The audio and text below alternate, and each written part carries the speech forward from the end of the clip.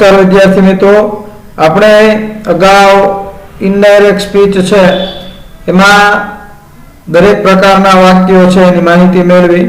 વિધાન વાક્ય, પ્રશ્નાર્થ વાક્ય, આજ્ઞાર્થ વાક્ય, ઉદ્ગાર વાક્ય અને પરવાનગી દરખાસ્ત સૂચવતા વાક્યો. ત્યારબાદ હવે આપણે પેરેગ્રાફમાં એટલે કે જે કન્વર્ઝેશન છે, સંવાદ છે, એનું ઇનડાયરેક્ટ સ્પીચમાં કઈ રીતે પરિવર્તન કરવું તેની વિશે માહિતી મેળવશું. તો ખાસ ધ્યાન આપશો બાળકો અને વ્યવસ્થિત શીખશો, કારણ કે પરીક્ષામાં પૂછાવાની પદ્ધતિ છે એ આ મુજબ રહેશે, માટે ખાસ ધ્યાન આપશું. તો આપણે પેરેગ્રાફ વાઇઝ કઈ રીતે ઇનડાયરેક્ટ સ્પીચમાં રૂપાંતર કરવું તે જોઈએ.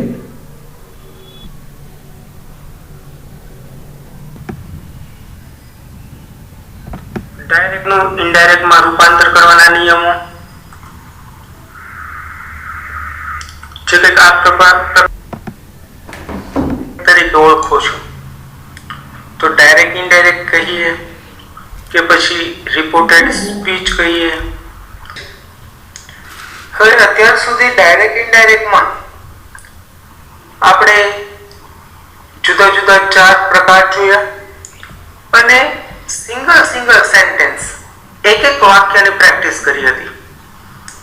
પરંતુ એક્ઝામમાં તમને ડુ એઝ ડિરેક્ટેડ ની જેમ કાળમાં તમને પેરેગ્રાફ આપવામાં આવ્યો, પેસિવમાં પણ પેરેગ્રાફ આપવામાં આવે છે, એ જ રીતે રિપોર્ટેડ સ્પીચમાં ડાયરેક્ટ ઇનડાયરેક્ટ નો એક પેરેગ્રાફ આપવામાં આવશે ને મોટા ભાગે એ સંવાદ રૂપ હોય છે. તો આજે એના ઉદાહરણ સાથે આપણે ફરીથી સારી રીતે એ સમજવાનો પ્રયત્ન કરીએ. કંઈક આ રીતનું તમને આપવામાં આવે ડાયલોગ, બે વચ્ચેની વાતચીત હોય છે, સંવાદ હોય છે. કઈ ધોની અને વિરાટ વચ્ચે વાતચીત થયેલી. તો આ જે છે એ સંવાદ ડાયરેક્ટ સ્પીચ છે.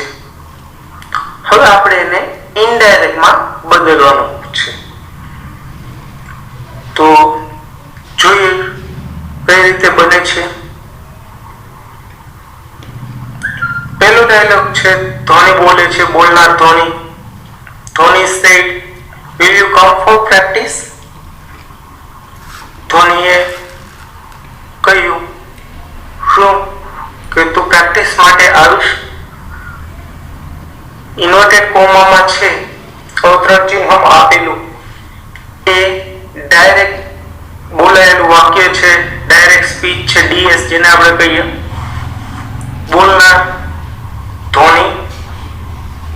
હવે જે જવાબ આપશે એ સાંભળનાર થયો, સીધી વાત થઈ. તો જવાબ આપનાર છે વિરાટ. તો બોલનાર ધોની અને સાંભળનાર વિરાટ. વિરાટ શું આન્સર આપે છે? નો, આઈ કાન્ટ, ના, હું આવી શકીશ નહીં.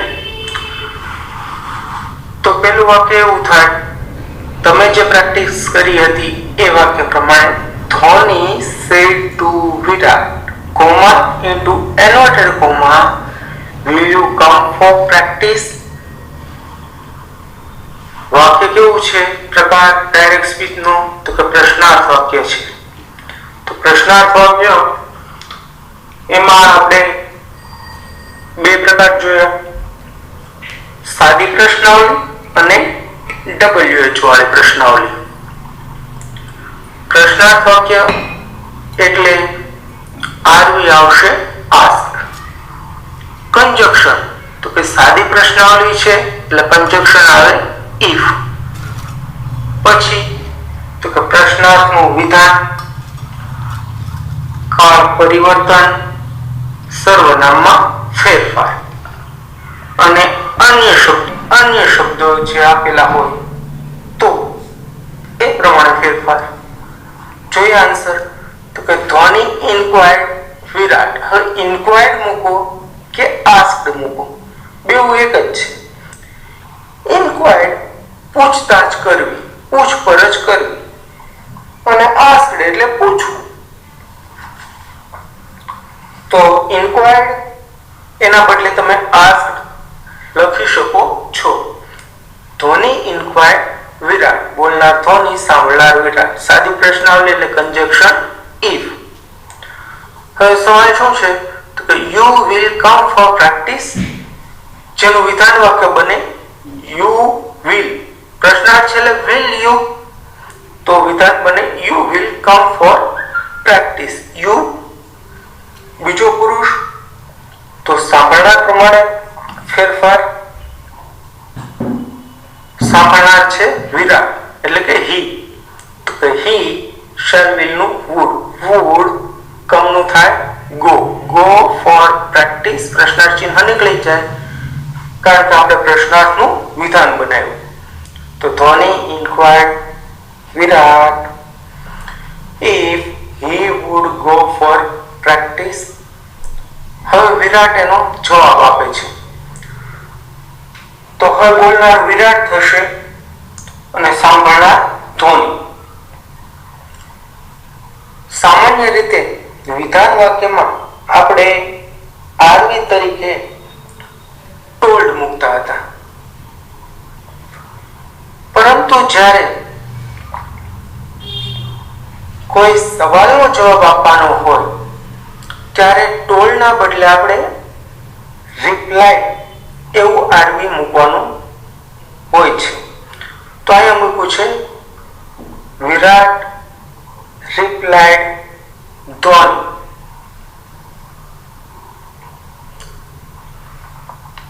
હવે ધોની ક્યારે લખવું અથવા તો ટોલ્ડ ક્યારે મૂકવું અને સેડ ટુ ક્યારે મૂકવું, એ આપણે જ્યારે ડાયરેક્ટ ઇનડાયરેક્ટ શીખી ગયા એમાં એ વિગત જાણી હતી કે જ્યારે વાક્યમાં સાંભળવાનો ઉલ્લેખ કરવામાં આવ્યો હોય ત્યારે એને આપણે સેડ ટુ વાંચીએ છીએ, એટલે કે ઇનડાયરેક્ટ કરતી વખતે એને આપણે ટોલ્ડ કરીએ છીએ. જ્યારે વાક્યમાં સાંભળનાર વ્યક્તિનો ઉલ્લેખ કરવામાં ના આવ્યો હોય ત્યારે આપણે સેડ નું સેડ રાખીએ છીએ. તો અહીં છે ધોની રિપ્લાયડ, ધોનીએ જવાબ આપ્યો નેગેટિવલી. જો મિત્રો ખાસ યાદ રાખજો, જ્યારે વાક્ય યસ થી શરૂ થાય, વાક્યની શરૂઆતમાં યસ આપેલું હોય ત્યારે આપણે મૂકવાનું રિપ્લાયડ પોઝિટિવલી, અને જો વાક્ય નો થી શરૂ થયું હોય ત્યારે લખવાનું રિપ્લાયડ નેગેટિવલી. તો અહીં મૂક્યું છે Virat replied negatively conjunction that. he couldn't. I પહેલો પુરુષ, બોલનાર પ્રમાણે ફેરફાર થાય. બોલનાર વિરાટ એટલે કે he સર્વનામ લાગે. he can નું થશે could not, જેનું ટૂંકું રૂપ છે couldn't. હવે ધોની બોલે છે, Dhoni say what happened dear. પ્રશ્નાર્થ વાક્ય છે, તો કે ધોની asked him એટલે કે વિરાટ. હવે બીજી એક બાબત મિત્રો ખાસ યાદ રાખજો કે એક વખત ડાયલોગમાં નામનો ઉલ્લેખ થઈ ગયા પછી બીજી વખત એનું એ નામ આવે તો આપણે નામના બદલે સર્વનામ મૂકવાનું હોય છે. તો હિમ એટલે કે વિરાટ, ખાસ યાદ રાખજો. ધોની asked him again, ફરી વખત પૂછ્યો સવાલ એટલે again what had happened.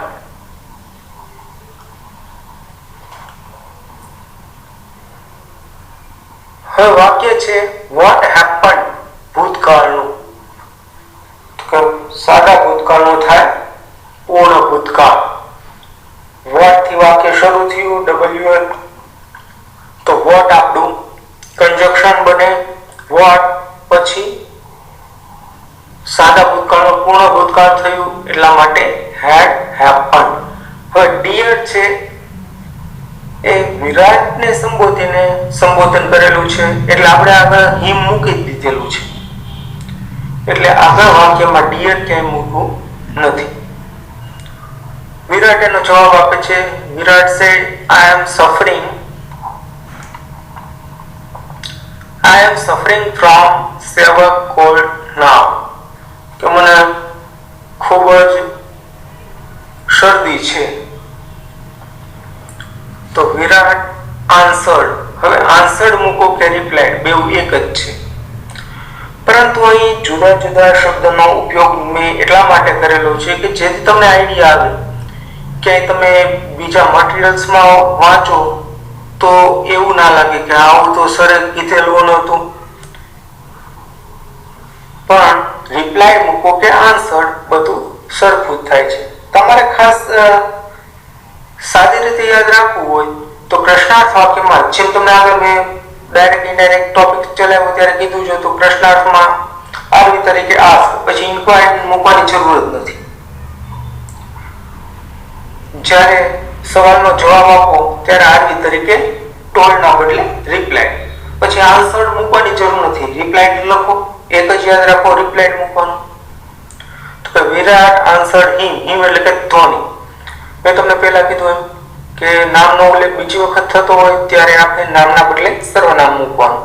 Virat answered him conjunction that he was suffering from severe cold then. I એટલે કે વિરાટ, he, તો he was suffering from severe cold, નામનું થશે then. જે અન્ય શબ્દ પ્રમાણે ફેરફાર કરવાનો હોય છે એ પ્રમાણે. તો આ રીતે મિત્રો તમારે આન્સર લખવાનો હોય છે. બીજું ખાસ યાદ રાખજો કે ડાયરેક્ટ ઇનડાયરેક્ટ ના ડાયલોગમાં આન્સર તમારે પેરેગ્રાફ રૂપ લખવાનો, એક એક વાક્યનું ઇનડાયરેક્ટ બનાવી લાઈન ટુ લાઈન નહીં લખવાનું, સળંગ લખવાનું પેરેગ્રાફ રૂપ જેમાં અહીંયા દર્શાવેલું છે. આ ખાસ યાદ રાખજો. આગળ જોઈએ.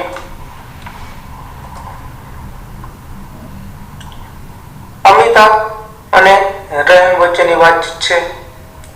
Amitabh said, may I lock this answer? Rahim said, yes, you can lock it. Amitabh said, do you have doubt about it? Rahim said, how can there be any doubt when you are here, sir? તો કે indirect આ રીતે બને છે કે પહેલું પ્રશ્નાર્થ વાક્ય અમિતાભ asked Rahim, પછી મેથી સવાલ શરૂ થયો છે, સાદી પ્રશ્નાવલી. પણ મેં હંમેશા વિનંતી માટે વપરાય છે. જેમ કે તમે શાળામાં વારંવાર ઉપયોગ કરો છો આ શબ્દનો, મે આઈ કમ ઇન સર, તો એ વિનંતી દર્શાવે છે. એટલા માટે અહીંયા વિથ રિક્વેસ્ટ એવું મૂકેલું છે. એ ના લખો તો બી તમને પૂરા માર્ક્સ મળશે. તો લખો, જો આઈડિયા આવે કે ભાઈ વિનંતી રૂપ છે તો વિથ રિક્વેસ્ટ લખો તો સારી બાબત ગણાય. પણ ના લખો તો પણ માર્ક્સ કટ થતા નથી. અમિતાભ asked Rahim request, સાદી પ્રશ્નાવલી એટલે કંજક્શન if. પછી શું છે? I may lock this answer. I એટલે કે અમિતાભ, he may નું થશે might lock this નું થશે that answer. પ્રશ્નાર્થ બની ગયું વિધાન વાક્ય. હવે રહીમ જવાબ આપે છે, yes you can lock it. તો રહીમ replied positively. જો yes થી જવાબ શરૂ થયો એટલે પોઝિટિવલી. પછી પાછળ જે બોલ્યો એ તો આપણે જોડવાનું હતું કે and added that. હવે મિત્રો આ ખાસ યાદ રાખજો કે જ્યારે બે વિધાન વાક્ય જોડવાના હોય ત્યારે આપણે લખવું પડશે and added that. પહેલા વિધાન વાક્યનું ઇનડાયરેક્ટ કરી પછી જોડવાનું and added that, અને પછી બીજા વાક્યનું આપણે ઇનડાયરેક્ટ બનાવવાનું. એ જ રીતે જો બે પ્રશ્નાર્થ વાક્ય હોય તો આગળ જોઈએ and ask again. પહેલા પ્રશ્નાર્થનું ઇનડાયરેક્ટ કરવાનું, પછી જોડવાનું આપણે એન્ડ, આસ્ક, અગેન, અને પછી બીજા પ્રશ્નાર્થનું આપણે ઇનડાયરેક્ટ કરવાનું. તો અહીં એવું લખેલું છે વિધાન વાક્ય એન્ડ એડેડ ધેટ, પછી બીજું વાક્ય he could lock it, you can lock it. you એટલે કોણ? કે સાંભળનાર. બોલનાર રહીમ છે, સાંભળનાર અમિતાભ છે, એટલા માટે he can નું could lock it. હવે અમિતાભ પૂછે છે do you have doubt about it? તો અમિતાભ asked him એટલે કે રહી. સાદી પ્રશ્નાવલી છે એટલે કંજક્શન if. હવે ઉપરનું વાક્ય જે છે એનું વિધાન થાય you have doubt about it. you એટલે કે સાંભળનાર રહી. he had, have નું થશે had, any doubt about it? Rahim again replied him. હવે અહીંયા again લખ્યું છે, ના લખો તો બી ચાલે, સીધું તમે લખી શકો છો Rahim replied him praisingly, વખાણ કરતા. પ્રેઝ વખાણવું. પણ જો મેં તમને કીધું એમ આ વધારે સારી શૈલી ગણાય છે, આવો બધા શબ્દો એડ કરો એમ. પણ ના લખો તો પણ કોઈ ખોટું નથી થતું, જેનાથી તમારે માર્ક્સ કટ થાય એવું નહીં બને. તો શું કહે છે? how can there be any doubt when you are here, sir? how there could be any doubt when he was there? here નું થશે there. તો આ રીતે આનો આન્સર બને છે. આગળ જોઈએ વધારે. શોપકીપર, દુકાનદાર અને શ્યામ વચ્ચેનો સંવાદ છે આ. તો શોપકીપર કહે છે your packet and bill are ready. તમારું પાર્સલ, પેકેટ અને તમારું બિલ તૈયાર છે.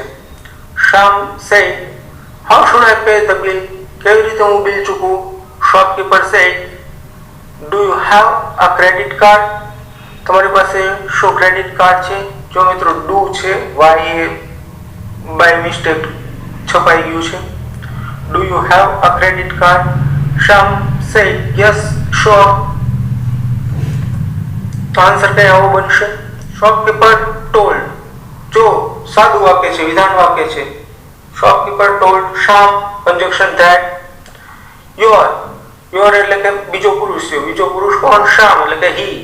યુ નું યોર તો હી નું his packets and bill are નું થશે where, ready. હવે શ્યામ પ્રશ્ન પૂછે how should I pay the bill? તો શ્યામ asked him એટલે કે shopkeeper how he should pay the bill. તો how should I pay the bill? I એટલે કે શ્યામ એટલે મૂકું he should pay the bill. Shopkeeper inquired, જો આને તમે asked મૂકી શકો છો. શોપકીપર inquired him, એના બદલે તમે શોપકીપર asked him એવું લખી શકો છો. do you have a credit card? તો સાદી પ્રશ્નાવલી થઈ એટલે કંજક્શન if. you એટલે કે શ્યામ એટલે he, have નું થશે had a credit card. Shyam replied positively, જો યસ થી જવાબ આપ્યો છે એટલે replied positively that કે sure એટલે કે ચોક્કસ, હા મારી પાસે છે એવો મતલબ છે, એટલે કે he had. હવે બીજું એક ડાયરેક્ટ માંથી ઇનડાયરેક્ટ કરવા માટે યાદ રાખવાનું છે કે ઘણી વખત જવાબરૂપ અધૂરા વાક્ય આપેલા હોય છે, જે સામાન્ય જીવનમાં આપણે એવું જ કરતા હોઈએ છીએ. તમે શાળાએ જતા હો અને તમને કોઈ પૂછે, અથવા શાળાથી તમે પરત ફરતા હો ઘરે, રજા પડે તો કોઈ પૂછે શું નિશાળ જઈ આવ્યો? તો આપણે ફક્ત એમ કહીએ છીએ હા, પણ જવાબ એવો થાય હા હું નિશાળે જઈ આવ્યો છું. પણ આપણે ટૂંકા શબ્દોમાં આન્સર આપતા હોઈએ છીએ. તો અહીંયા ડાયરેક્ટ ઇનડાયરેક્ટમાં જે ડાયરેક્ટ વાક્યના ડાયલોગ હોય છે એમાં ઘણી વખત ટૂંકા જવાબ આપેલા હોય છે. પણ ઇનડાયરેક્ટ કરતી વખતે આપણે આગળના વાક્યના અનુસંધાને પૂરા વાક્યમાં જવાબ આપવાનો રહેતો હોય છે. ખાસ યાદ રાખજો. ખાલી ટૂંકું જે આપેલું હોય એનું એ જ આપણે આન્સરમાં લખવાનું હોતું નથી, પણ એ ઉપરના ડાયલોગના અનુસંધાને એ વાક્ય આપણે પૂરું કરવાનું રહે છે. He had, હા તેની પાસે છે એવું એમને કહ્યું હતું. સીમા અને લીલા વચ્ચેની વાતચીત છે. સીમા said, I had a nice dress. Leela said, from where had you bought it? Seema said, no, it was received as a gift. Leela said, it's okay. Now hear me. Seema told Leela that she had a nice dress. Leela inquired. Inquired ની જગ્યાએ તમે ask લખી શકો છો. Inquired her from where she had bought it. Seema replied negatively. No થી જવાબ શરૂ થયો એટલે and added that અને ઉમેર્યું કે it had been received as a gift. Leela told her that it was okay and requested Seema to hear her then. Now then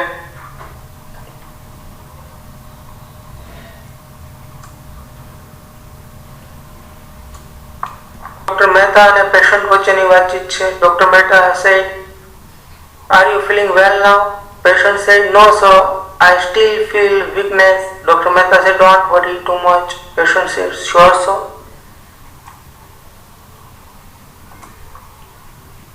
તો answer કઈ આવો બનશે? Dr. Mehta asked his patient hopefully. હવે hopefully ના લખો તો બી ચાલે, સીધું if મૂકી દો. if he or she, હવે પેશન્ટ કોણ છે એ ઉલ્લેખ નથી કે સ્ત્રી છે કે પુરુષ, તો તમે he અથવા she કોઈ પણ સર્વનામ મૂકી શકો છો. જો અહીંયા જેમ આપ્યું છે આન્સર he ઓબ્લિક she, તમારે એવું નથી લખવાનું. અહીં તો ફક્ત મેં તમને દર્શાવ્યું છે કે જો તમે પુરુષ છે પેશન્ટ એવું માનીને ચાલો તો he મૂકવાનું છે, અને કોઈ સ્ત્રી પેશન્ટ છે એવું માનીને ચાલો તો she મૂકવાનું છે. Was feeling well then? The patient replied negatively no and added that he or she still felt weakness. Dr. Mehta assured him or her not to worry too much. Patient assured him. જો patient કહે છે sure sir, હા ચોક્કસ હું ચિંતા નહીં કરું, તો એન્શ્યોર્ડ ખાતરી આપી, તો પેશન્ટ એન્શ્યોર્ડ, તો એ આપણું આરવી જ બની ગયું છે. તો ખાસ યાદ રાખજો. આગળ જોયું એ જ રીતે અહીંયા શ્યોર છે, એન્શ્યોર્ડ હિમ. તો આ મિત્રો આપણે જોયું કે પેરેગ્રાફથી કઈ રીતે, એટલે કે પેરેગ્રાફ્સ કન્વર્ઝેશન બે વ્યક્તિ વચ્ચેનો સંવાદ હોય તો એનું કઈ રીતે રિપોર્ટેડ સ્પીચમાં પરિવર્તન કરવું. આશા છે તમને સમજાઈ ગયું હશે, ખ્યાલ આવી ગયો હશે. નેક્સ્ટ વિડીયો લેક્ચરમાં આપણે આગળ છે એ શીખશું નેક્સ્ટ ગ્રામરના ટોપિક્સ. ત્યાં સુધી આવજો. આભાર.